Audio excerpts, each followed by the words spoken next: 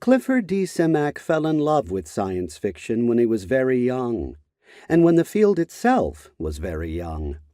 Science fiction magazines were a new thing, and they were desperate for material. It did not take a great deal of ability to become a science fiction writer in those days, Cliff would later say. There just was very little competition.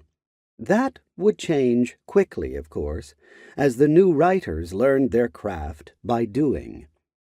That early science fiction, Cliff would one day tell an interviewer, Darrell Schweitzer, was something new, and it was wonderful. It was not well written, but we didn't know it at the time. I realized years later that it was badly written.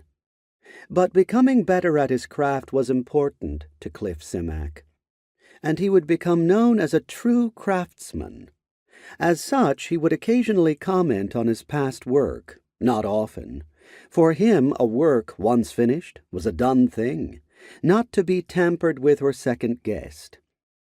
Madness from Mars, 1938, and Sunspot Purge, 1940, for instance, were two stories he would later regret in public.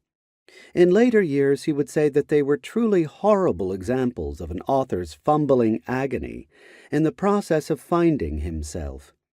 It is possible the discerning reader may discover in them some of the seeds of later writing, but I cringe at their being read. Note, this editor and reader found something good in both. What other stories was Cliff particularly proud of, or not? Cliff would later tell a bibliographer that he was elated with Auk House and the Marathon Photograph, but he did not really explain his reasons for that feeling. Having worked out a story he initially called the Stamp Story, Cliff would later note in a journal that it, leg forced, turned out to be a better story than I thought it was.